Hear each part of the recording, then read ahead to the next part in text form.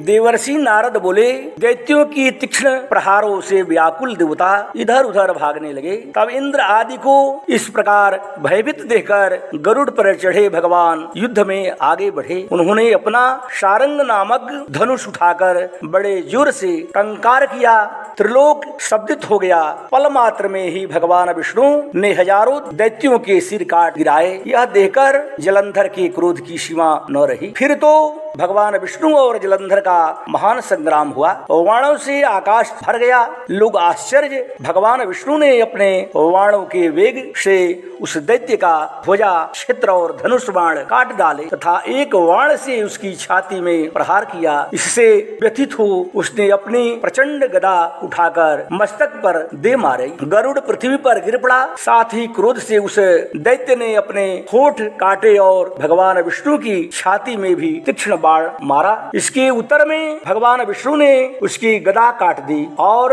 अपनी सारंग धनुष पर बाण चढ़ाकर उसको बिंधना आरंभ किया। जलंधर भी उन पर अपने पैने बाण बरसाने लगा। उस समय जलंधर ने भगवान को कई पैने बाण मारकर वैष्णव धनुष को काट दिया। धनुष कट जाने पर भगवान ने गदा ग्रहण कर ली और शीघ्र ही जलंधर को खींचकर मारी, परंतु उस अग्निवत अमोघ गदा की मार से भी वह चलायमान न हुआ और मदोन्मत्त हाथी की समान उसे यानी गदा की मार को फूल की माला ही जाना। साथ ही उस युद्ध दुर्मद ने अत्यंत ही क्रोधित होकर अग्निमुख त्रिशूल उठाकर भगवान विष्णु पर छोड़ दिया। भगवान ने शिव के चरणों को स्मरण कर नंदक नामक त्रिशूल से उसके त्रिशूल को छेद दिया। जलंधर ने झटपट भगवान की छाती में एक मुष्टिका मारा। उसके उत्तर में भगवान विष्णु ने भी उसकी छाती पर अपनी मुष्टिका का वार किया। फिर दोनों घुटने टेककर बारहों और मुष्टिकों से वायु युद्ध करने लगे। कितनी ही देर तक भगवान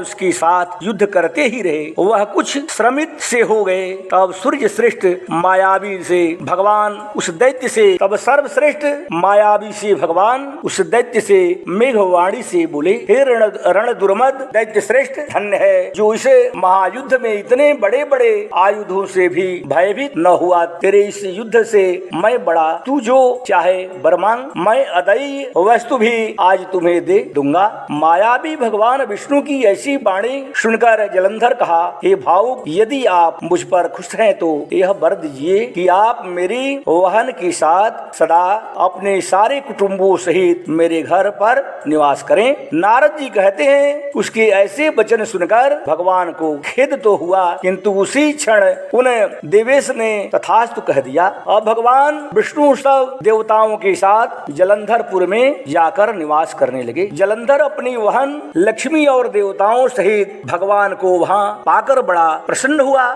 फिर तो देवताओं के पास जो रत्न आदि थे उनके स्थानों पर दैत्यों को स्थापित करके जलंधर पृथ्वी पर आया। निशुंभ को पाताल में स्थापित कर दिया और देव, दानव, यक्ष, गंधर्व, सर्प, राक्षस, मनुष्य आदि सबको अपना वशवर्ती बनाकर त्रिभुवन पर शासन करने लगा। उसने धर्मानुसार सुपुत्रों के समान प्रजा का पालन किया। उसके धर्मराज्य में सभी सुखी थे। बोलो कृष्णचंद्र जी महाराज की जय।